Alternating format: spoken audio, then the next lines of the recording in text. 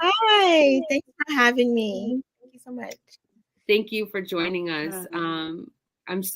We're honored to have you here at Until We Rise, our podcast and our YouTube channel.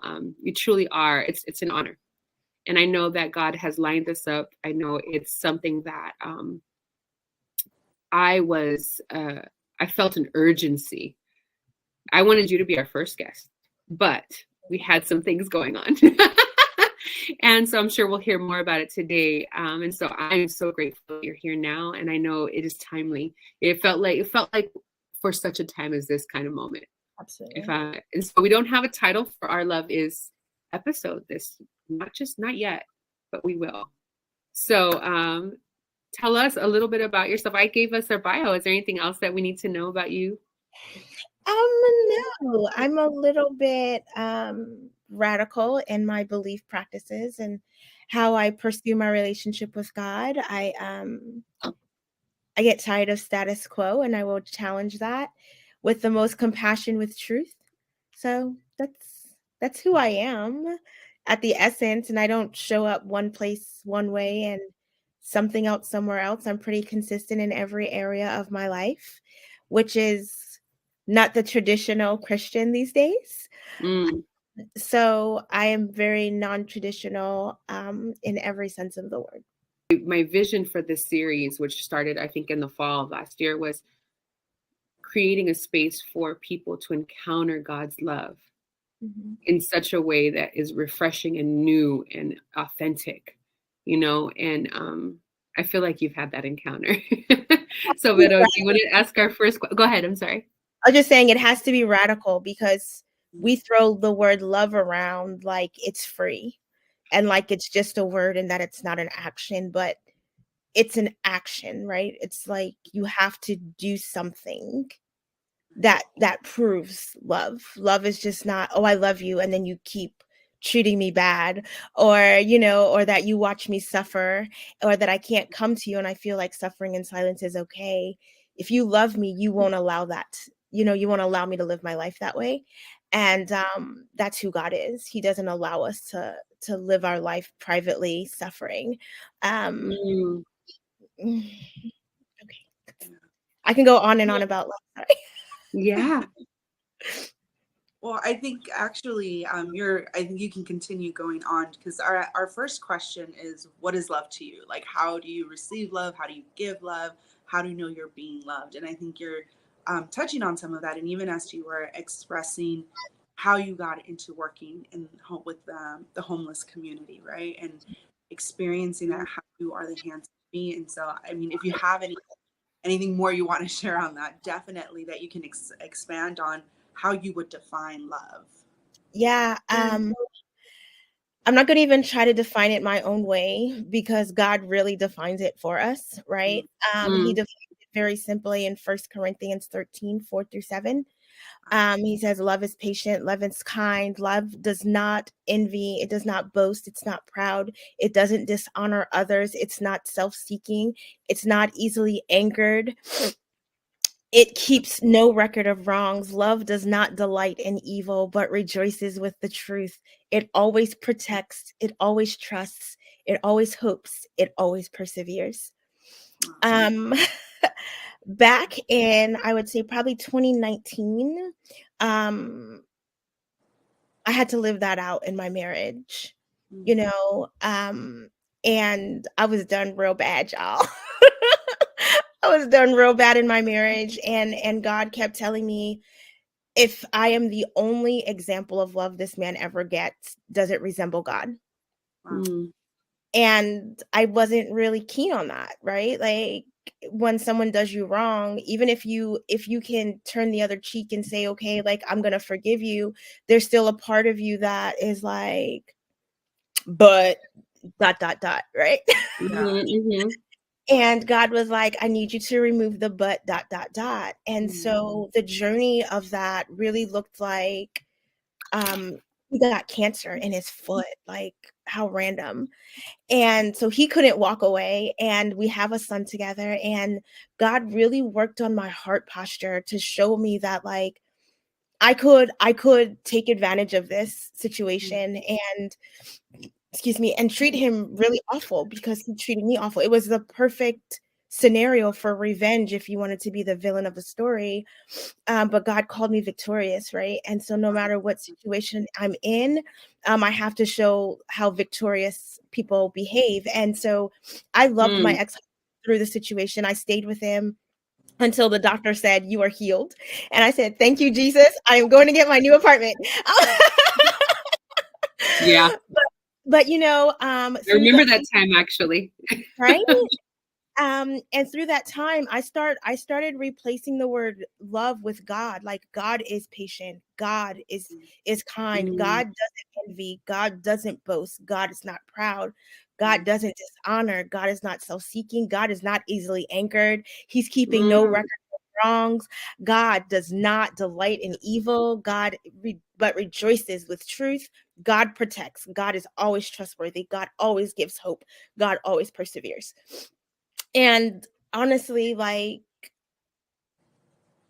if you watch my ex-husband and I, sometimes you can't even realize that we're not married anymore because my job is not to dishonor him.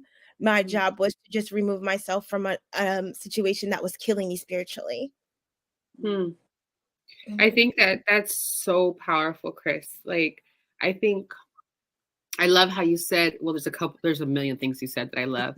First of all, love is removing the but. Yeah.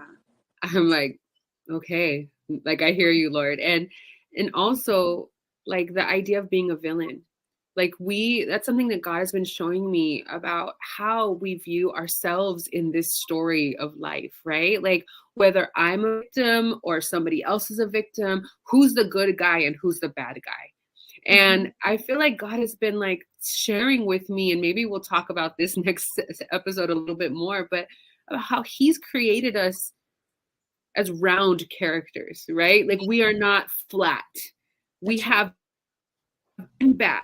We're like, and I was telling Vero a little bit about this, about the power of, I don't know if you've seen the musical or read the book Wicked. It's like it's about, okay. I'm aware of what It's you're talking about. The Wicked Witch of the West. I was an English major in college, so I remember when I think it was first had come out. I feel like it had just come out on musical or whatever. We read the book, and the excitement of it was we were getting this other side of the Wicked Witch of the West, the complexity of her character, and it was exciting because we as humans don't like to look at things flat. Like we mature out of it. There's the Jafar, he's the bad guy, or Cruella de Vil, or Ursula, right? But when we look at all of our lives and we look at one another, there's a delicate complexity in there. There are things that cause us to be this way or cause others to act that way. And the Lord is like, I want to look at you as a whole being.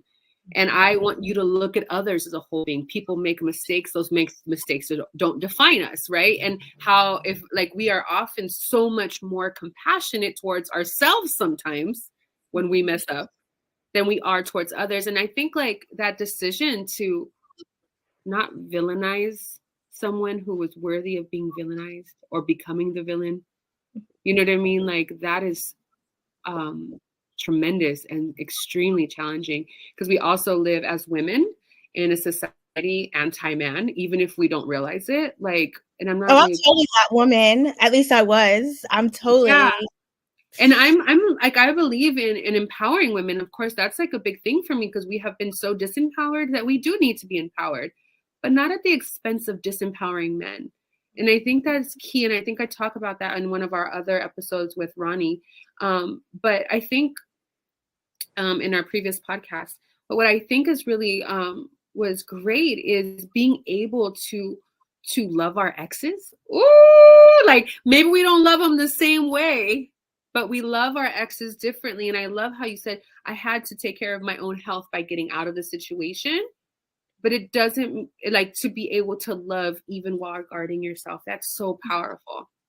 Yeah. I mean, I think that when you look at love as a action, love brings life, right? Mm.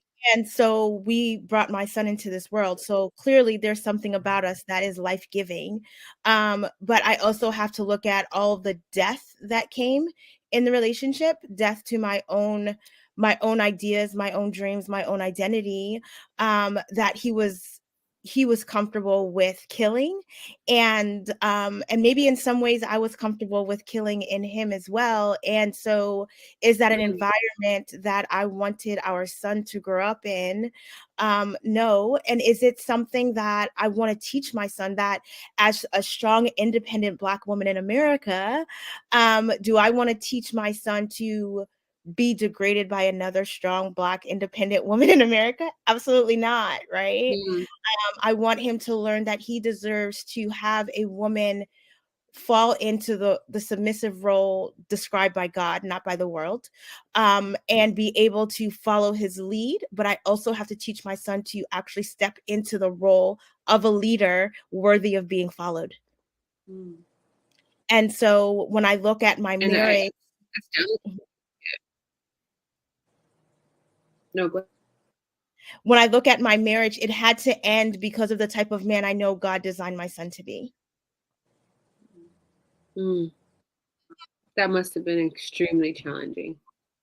Actually, I witnessed the move, so I know it was extremely challenging.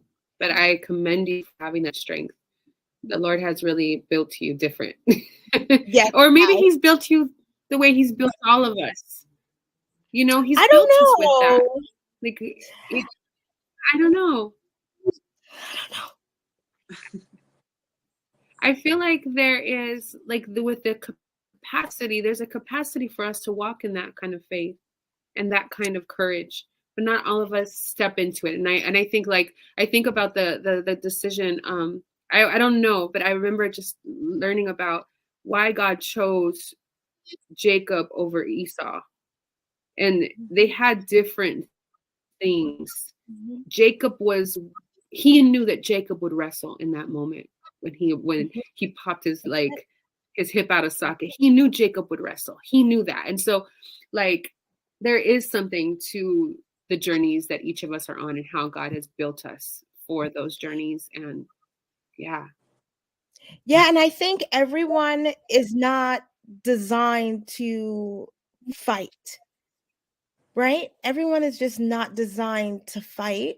And that's okay, because I look at my closest group of friends, and the ones that I've been with through this whole thing, and some of them just love you to, like, in your mess, in your good stuff, everything. They just love you. They will never pick a fight with you. They will never say that you're wrong. They will just love you with rainbows and gumdrops. And there's other ones that'll call you out, and they'll do it, but then they'll be timid, right? And I think it just shows the dimension of love, right? Because even though I'm not envious of you, or boasting or proud, I can call some things out and say, hey, why don't we look at this? Right. And it takes a special person that is willing to challenge the love they have with someone to call it out as what they see it is and say, hey, I don't think this love is healthy. Why don't we take a look at it? And everyone's not built for that, because people have their own things. And if you've ever dealt with rejection, you might not want to call the version of love that is being received or given healthy or unhealthy, because you don't want to lose it. Yeah, that's beautiful. So you have defined this love for us.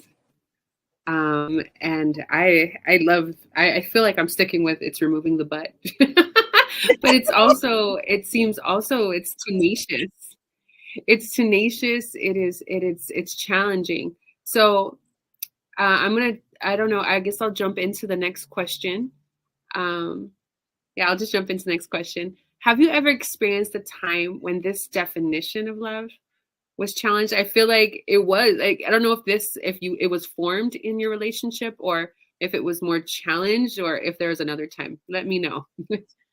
Okay, so there's 3 scenarios that I can recall in my life where love, the element, the essence, or whatever you want to call it, of love was challenged. And one of them was when my parents split up. Like, I was already struggling as a kid, trying to find my place in my family and all these things, and so love was really challenged.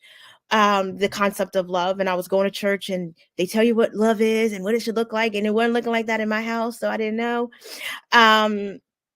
Then I look at my marriage and my relationship with my ex-husband and think of that as, a mature love, right? It was a grown-up love, where I left my parents' house to forge my own way and discover and define love myself.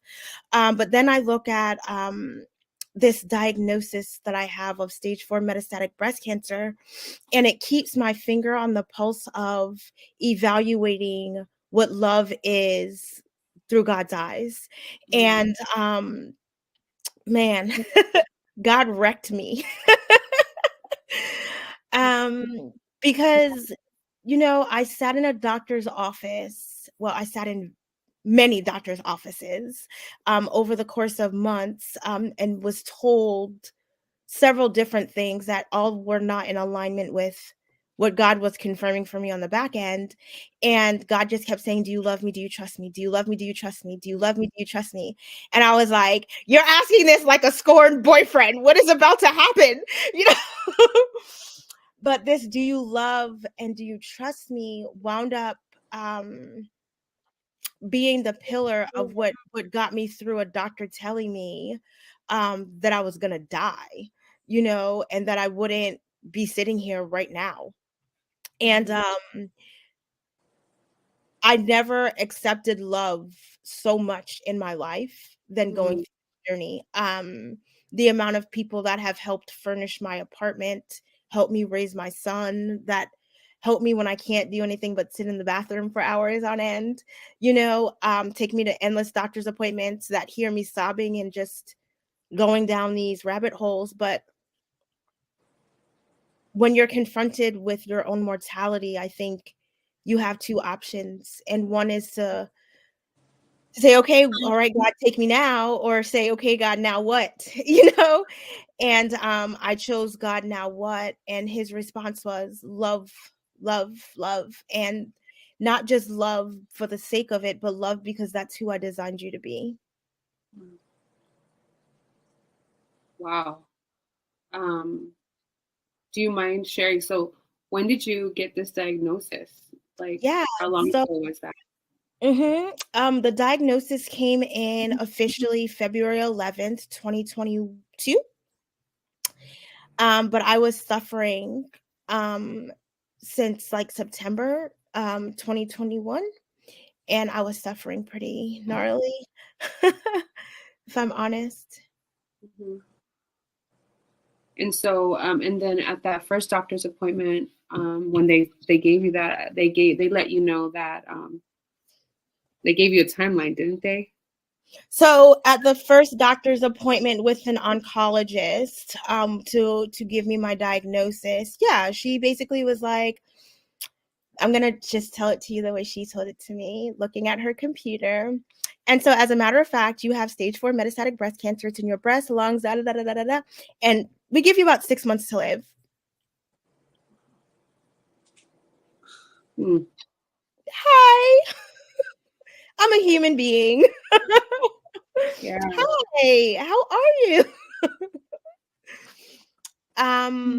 There was no love in that, and I had asked her like, "Time out, hold up, do you do this all day? This is my first time hearing this." And she's like, "Yeah." I was like, "I have a son, like I need to see him graduate high school." Like there's all these mommy moments, and she was like, That's not gonna happen. That's not gonna happen. On these meds, I give you max 2 years." And so I just heard God very loudly say, "I have stage 5. Breathe." And so I just grabbed my phone and I text my sister, booked me a flight, and I went home.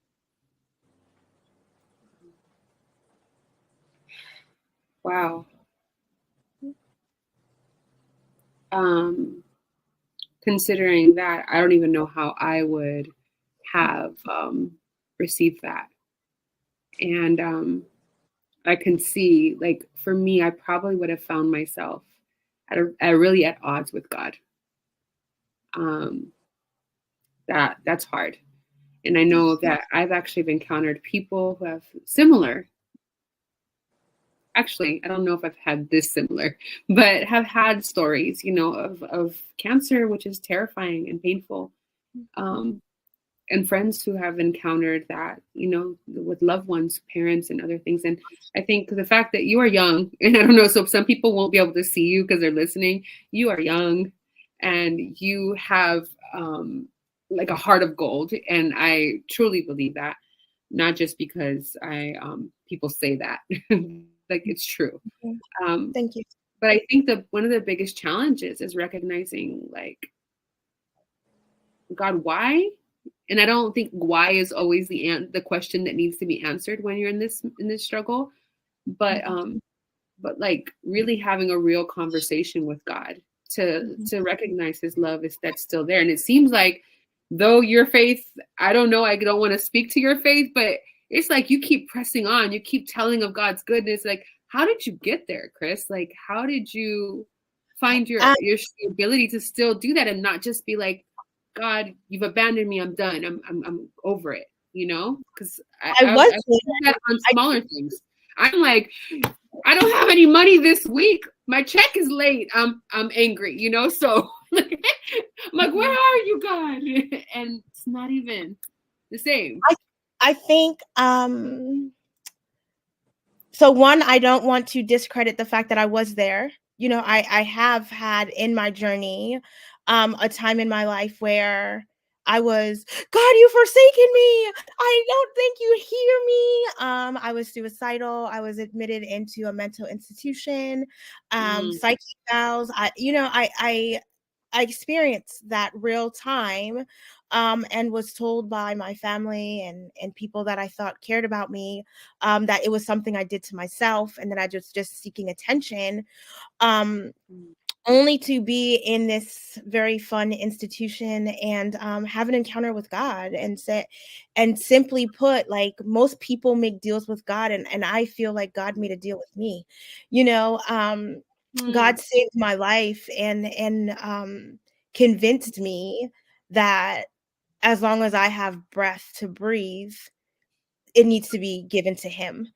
And for a while, I was stunned that He chose me in a dark hospital room, chained to a chair. And through the years, it was really hard to walk that out. But when I got pregnant with my son, I was 27, and I was about 6 or 7 years out of the mental institution, still kind of struggling with God, kind of like Jacob, right? But wrestling, like, what does this look like? And God was like, it's going to start with Him. And I was like, who's the Him? And it was my son. And God was like, He's going to teach you how to love again. And He's going to teach you a lot. And so through my whole pregnancy, though I was struggling with the idea of being a mom because I was so ill-equipped to live life as an adult, through the postpartum depression and really being a single mom, I have seen the love of God through that and how He stretches my capacity to love my son at every turn. I can only imagine how much I stretch God's capacity to love me at every turn. And so I remain faithful for that alone. If He does nothing else, I will stay faithful because maybe I asked to be here, but I didn't know the cost. And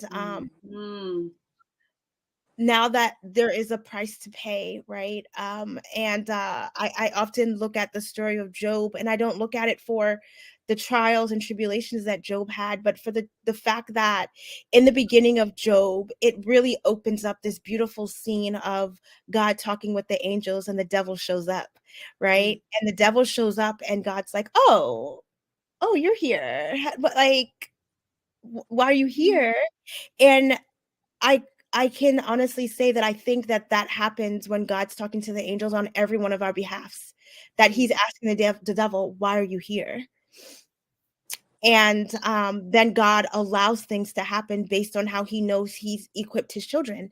And so God has equipped me to withstand a great deal of pain, a great deal of emotional trauma, a great deal of mental trauma, only to say that through the blood of Jesus, through the intimate relationship that I have with God, even if I'm never healed on this side of heaven, that there is a God to give glory to. There is a bigger picture to the story, and we are just one piece, and that's the love piece. And so if I can spend 5 minutes of every day loving someone more than I did yesterday, then I can go home in the next moment and not grieve that I'm gone.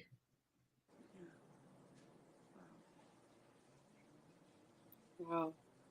That's tremendous. I think listening to you, man, I just like,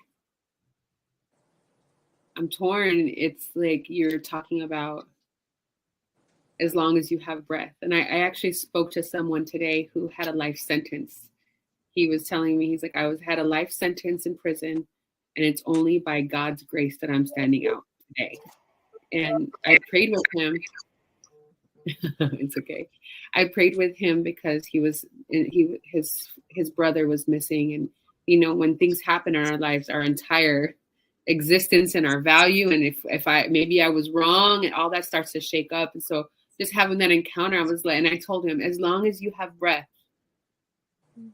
that you are called, that there's opportunity for change. And I think, as you said, that the song came into my heart, like, it's your breath in my, it's your breath in my lungs. So the Great Are You Lord song, right? And I'm just reminded, like, giving my breath back unto the Lord, that it is because he's given it to me. Mm-hmm. And like, when we go through hardship, it's not just about having gone through it, but the how really matters. How did you struggle through this? How did you make it through? Like, and I remember when I got laid off from my job, not at all comparing, because I'm about to ask Veto a question about her life too. I just remember I was faced with such a hardship in my life that I just felt like, because my mental health was so borderline sometimes, I really wrestled with depression, that when I got laid off, my fear was that I was going to tip over the edge. I didn't, and I was like, I can't handle this kind of like identity crisis. Like, but there was this other part of me, this spirit part of me, that I had been like feeding. I had been feeding the spirit part of me. And it was like, no, you're going to get through this. And I remember going through the process of not just being laid off, but then making the decision to leave my career entirely and pursue this nonprofit. One of my friends was like, I'm in LA. One of my friends was like, I don't know if you heard the horn.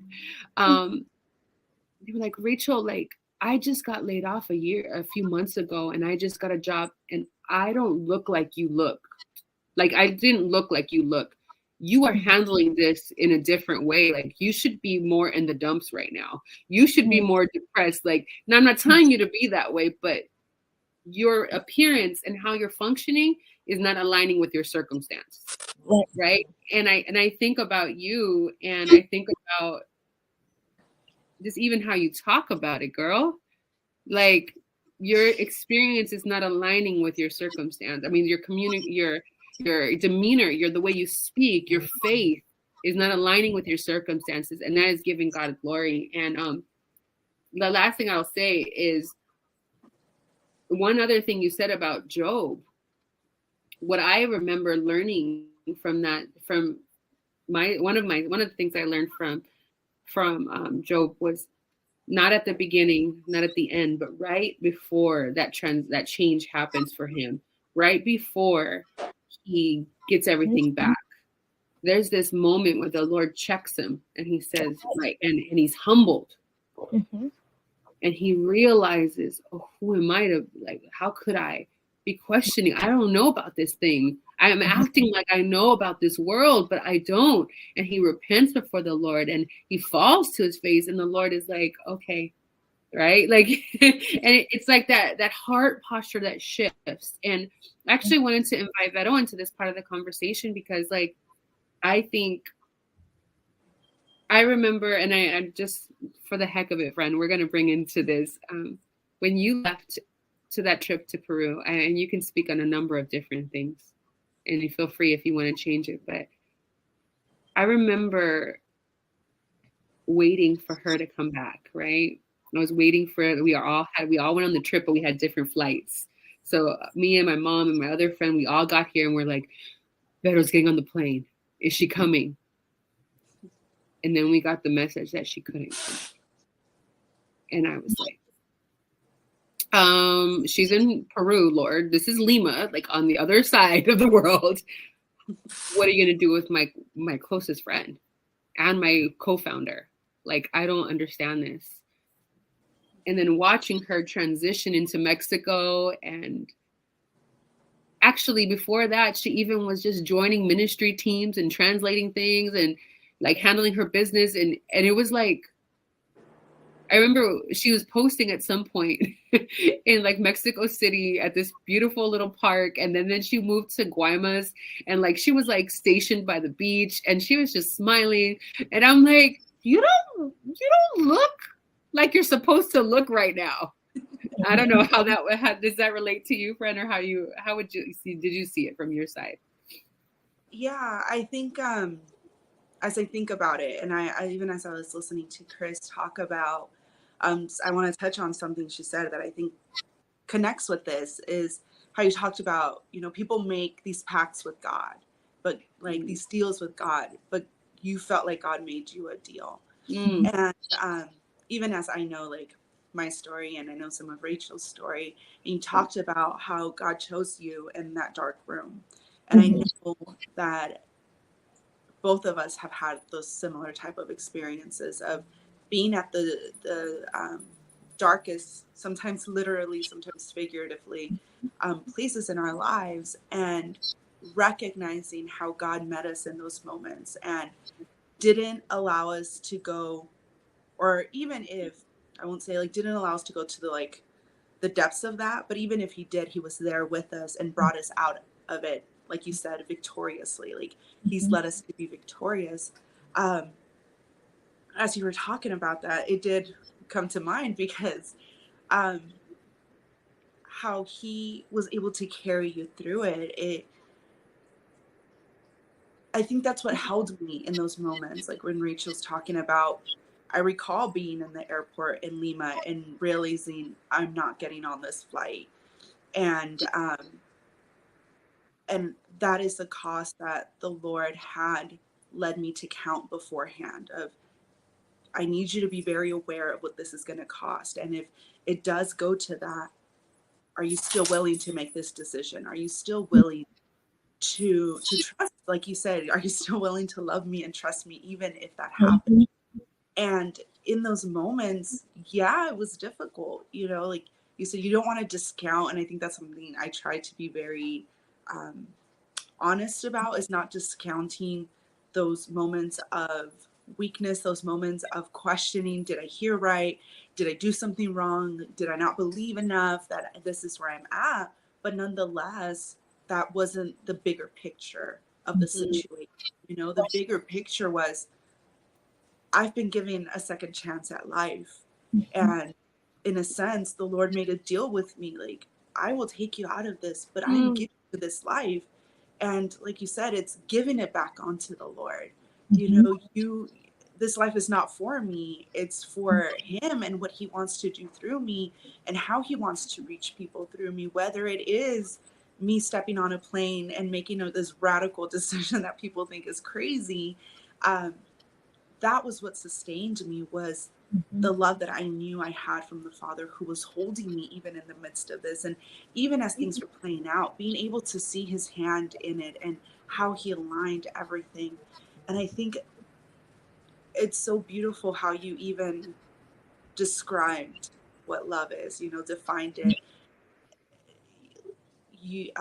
I appreciate you even saying, like, I'm not going to define it with my own words, but what the word says.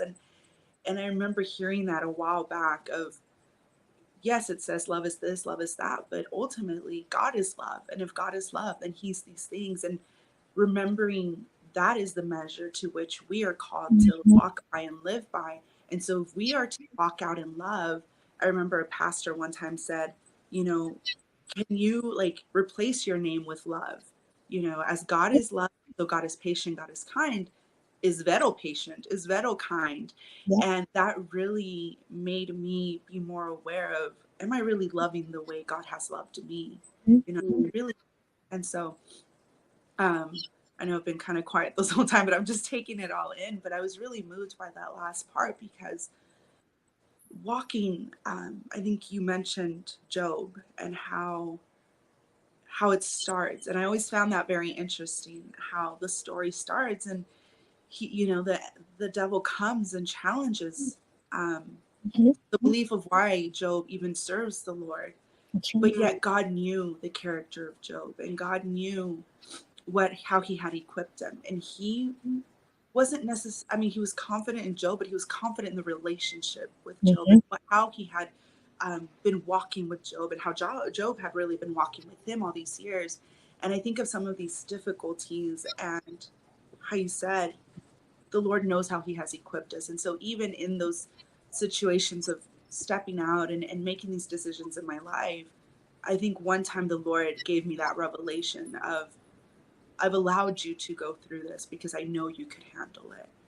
And, you know, even last night I was having this conversation with my husband about there's something that I feel like the Lord is trying to show me and I don't know what it is. And there's this underlying sense of, should I be afraid kind of feeling. And I know that spiritually speaking and in my relationship with the Lord, I don't need to be afraid. But naturally speaking, there's this feeling of like, oh.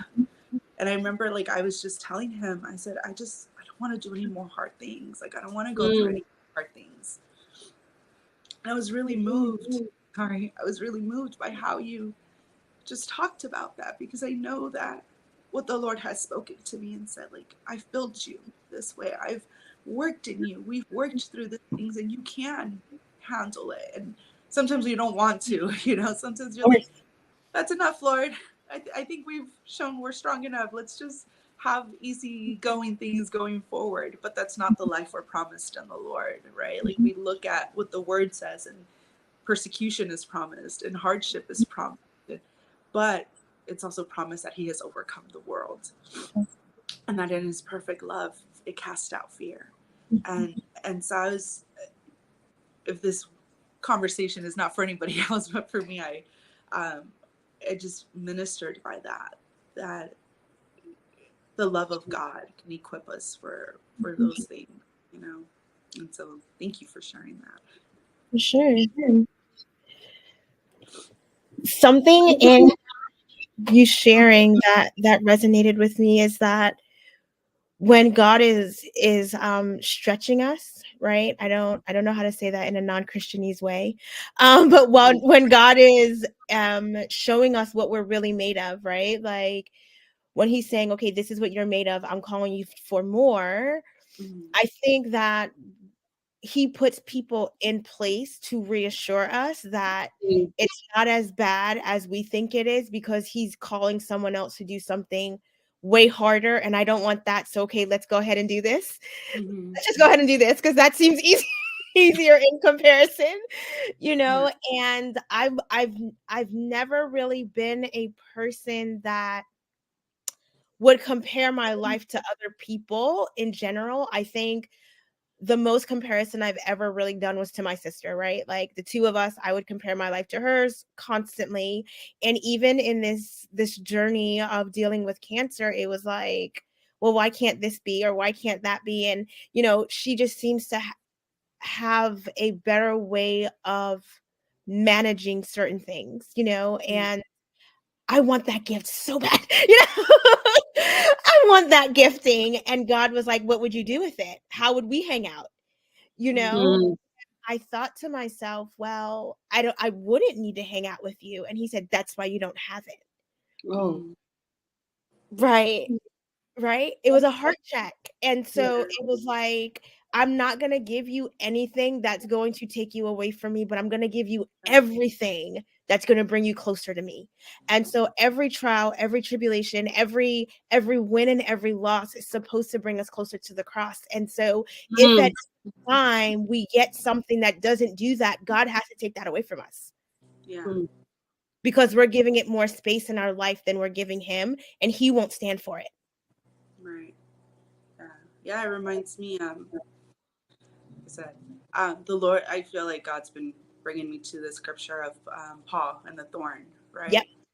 And that's exactly what he talks about. You know, he talks about how, yes, he can boast about all these things, and in a sense, he has the right to, because he was like the Pharisee of Pharisees, and he talks about how he met every requirement of the law according to their culture and according to the standard, and yet he says, yet there's this thorn that, and it says it's like I can't think of the wording, but it says like it was an affliction brought on by the enemy, but yet God used it to bring him near to him, you know. And he says like I pleaded with the Lord to take it away from me 3 times, and yet he says my grace is sufficient, you know, and in his weakness, like God's strength is perfected. And so he talks about how the Lord used that to keep, like, so that he would not become conceited. That's right. And you know, and it's true, like there are many things that I know that I'm just like, yeah, like these things have definitely kept me holding on to the Lord. Like living in another country is not, especially in the circumstances where you feel like you're stuck and you can't go back to where you want to go back. It definitely humbles you and reminds you, I cannot do anything without God. And it is only by the grace of God that I am where I am, that I've had the opportunities that I've had the connections that I have. And I think that's really, really well put. Like, if it's not bringing you closer to the Lord, then and especially if you're someone who wants to have that relationship, you know, if you are saying, I believe in you, Lord, and I want to walk with you, like he takes those prayers seriously, and he's like, okay, then let me guide you, let me take some of these things away. And that we don't always know, I think you said earlier, we don't always know what the cost of that is, and then we're there and we're like, oh, that's what I was praying for and I didn't realize it. And yet he's faithful enough to say, no, but I knew, and I know that you can handle that. I know that as long as you hold on to me, we can get through this. Yeah. That's so good. Yeah. Such a blessing. I think like hearing you guys both, I'm just like, it's not about comparison. It really isn't. Like everybody's journey and what fighting looks like for them is individualized, because the Lord knows how he's built us and for what. I look and since I have such a close relationship with Veronica, I look and I'm like, God, I don't think I could have made it through that. Like, I don't think I would have got on that plane, Lord. But then there are things that maybe I've done that maybe other people are like, oh, well, yeah, I wouldn't have done that. You know, we all have our journey, and some of us have choices, and some of these things are not in our choice. This is not like a choice that Krys has made to walk this journey, you know, but there is a choice to follow Jesus and to know that he has equipped us for such things. And I think what stuck out to me, or choosing to be equipped, because things will happen, but how we go through them is different, and how we allow the Lord to prepare instead of going against the Lord, but saying, okay, Lord, I received this very challenging thing.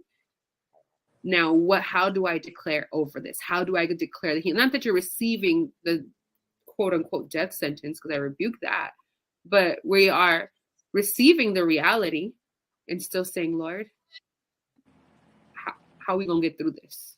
So I want to tell you something in you saying that, right? So like, and this is a conversation I have with my 13-year-old son, right? Because I've been having this conversation with him way before I ever got diagnosed with anything, just being a mom and explaining life to my son.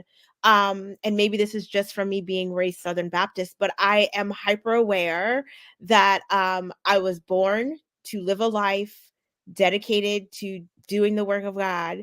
And in doing that work, I will at some point die and at some point live an eternity in heaven, right? If all the boxes line up.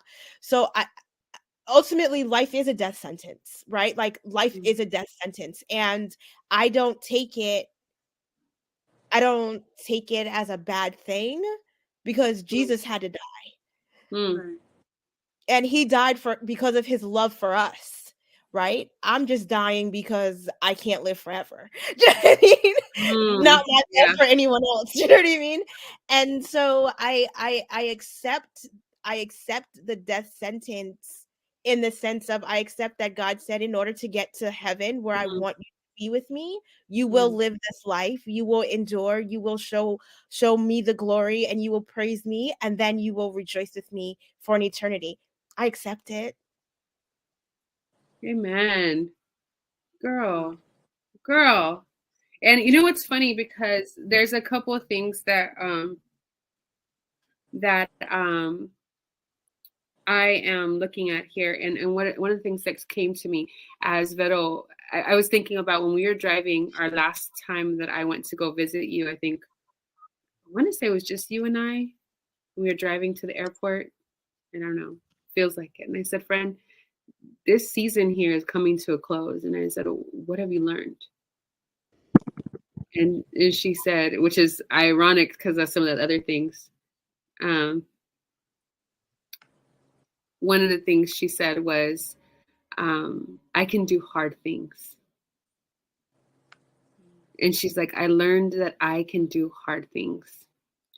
And I think about that because as I listen to all the things that we have discussed today, whether it is the things that you are going through or that Krys is going through, that I'm going through, I realize that that nobody wants to do hard things.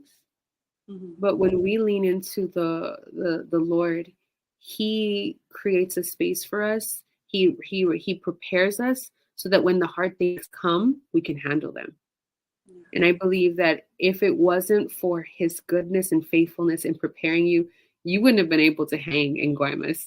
I wouldn't have been able to hang through this journey of what I'm going through, just even in saying yes to the Lord. And for sure, Miss Krys, there's no way that you could have been able to hang through and continue to hang if God hadn't prepared you for this. And so one of the things that I think I want to end with one final question. But it's going to be combined. So let's hear this and see if I can work this out. I was talking to someone, and sometimes it can be really hard because God hasn't promised us, like what you guys just said, even God hasn't promised us a pain-free life.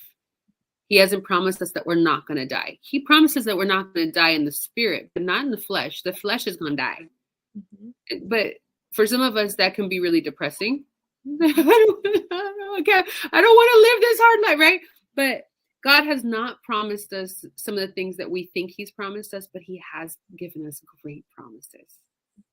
And my last question that I think connects to that, which is a legacy, right? It says, when you think of a legacy, the promises or the legacy, whatever that might mean for you, what is the legacy of love? And how do you hope to, what kind of legacy do you hope to leave?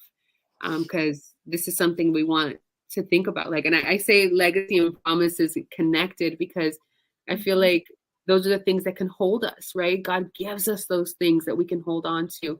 And it's the things that I believe continue after we're gone. And so, because tomorrow's not promised for any of us, right? No, it's So not. friend, so friend, what is your legacy of love that you hope to leave in? My son, my niece, right? Like my spiritual children. Like I run a ministry called Art of Sisterhood, and I think that is the legacy of love. I literally I pour everything I have into that every single day. I'm praying about it, praying for it, praying for the women that have encountered it already, that haven't encountered it, that will encounter it in the future. I'm grooming my son to take it over when I'm no longer here to do it, you know. I think that's the biggest legacy of love, because what I wrote down in preparing for this is sometimes you only get to love once. Do it well, do it fully, do it without apology. Right. And I think that we foul it up as humans. We foul up what love looks like. But at the end of the day, at the end of the sentence, right, I want to be able to say, at least I gave it the best I had, you know? And I don't think even my ex-husband could say, I don't think she loved me. Like, it's just not something he can say even to this day. And that means something. right? That means something. And I think when I even am unable to articulate the love I want to convey to someone, I will find a moment to paint a picture, to write a word on a paper, drop a stamp on it, drop it in the mail, because one day my actions will have to be the alignment to who God is more than my words, because my words will be an echo. Mm, My actions will be the memory. that's powerful. I love it. So often we anchor it into things, and you've made it like anchored into people. Mhm. And definitely moved. But that's what Jesus did. He hung on a cross for people. Hmm. And if we're supposed to be like, the art of being a Christian is being Christ-like. And if he can hang on a cross for us, why can't I live my life for you all, right? Like, why do I take my life so seriously and not take your life so seriously, right? What's the point of taking the meds, doing all this financial investment for staying alive if I'm not loving people to get to God, Hmm. to their own salvation? It doesn't That's make so sense. good. So good. I'll just gonna end with that. Like, seriously, Krys, like, your words are gonna resonate in my heart forever. There are things that you've anchored into my heart that I won't forget. And even I pray that those words pierce the hearts of the people who are listening to them. And we stand with you, that you are not talking this way on the other side of healing. I'm in it. We're in it. And we are praying with you. We are believing God for healing. And we declare that in Jesus' name. Mhm. We pray that you are strengthened and you are continuously encouraged. And I pray that every encounter that needs to happen happens, whether it's loving others and or even more importantly, you receiving that love back. I know you get it from the Lord. But I pray that you are surrounded continuously with love. And I pray for your ministry. Do you want to talk briefly about the Art of Sisterhood? And because we may have an opportunity for people to join your retreat as well. Do you want to share a little bit about that? Okay. You're not gonna get me to say no. It's like a proud mom talking about a I child. know. Let me put you solo here. Talk about it. Okay, so I am the founder of Art of Sisterhood. And the reason this ministry is so important to me is that in many times in my life, I found myself judged by women and harshly ridiculed. And if I was in your position, right? And I wanted to be a different woman for women that are going through hard times and really love them and see them the way they see themselves and the way God sees them and help make it align. And so, right before the pandemic, I started this ministry with the quick nudge of God, to serve women at the largest capacity, which means you're not a mom when you show up. You're not a sister. You're not a wife. You are just a woman.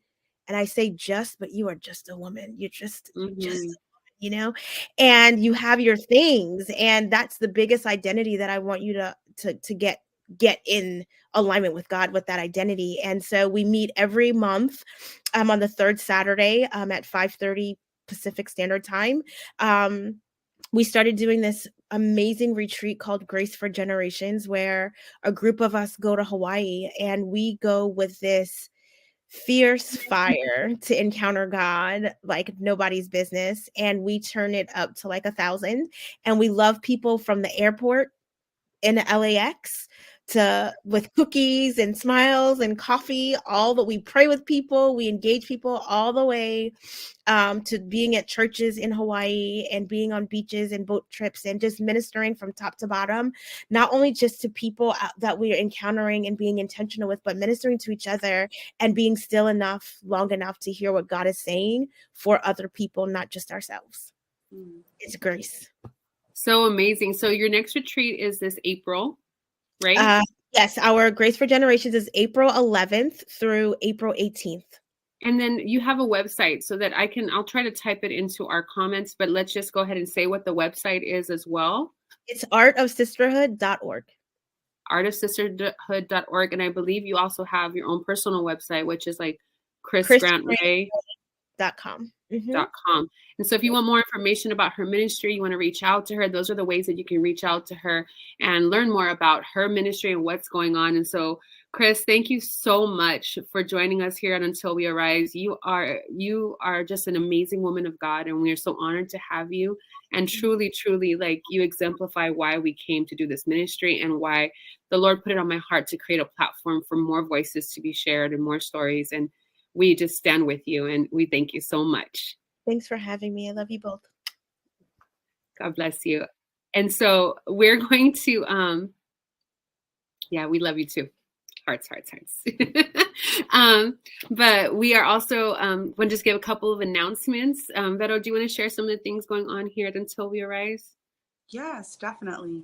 So as you are watching this, be reminded that we are having podcasts come out every Tuesday on our Love Is series. So make sure you are following us, subscribe to this channel, subscribe to our podcast, as well as we have We See You Kitchen every Saturday. And so that's going out into the community, loving on people through food and prayer. And so if you'd like to volunteer, reach out to us. We can always use more volunteers. And we are also launching Elia's Gift this week, I believe. And so again, if you still want to donate to that, you can go to our website at untilwearise.org, and there's a space specifically to donate for Elia's Gift, but also please partner with us financially. We would love to have your support, and make sure you're following us on Instagram and Facebook at Until We Arise. Yes. And our website is www.untilwearise.org. And and you can reach out to any of us. So thank you so much. God bless you. And remember, until we arise, what in our community, in our world, our lives won't change. God bless you guys, everybody. Or let's say, can we say until we arise? Let's say, until we arise. Until we arise. All right, ladies. Thank you. Bye. Thank you.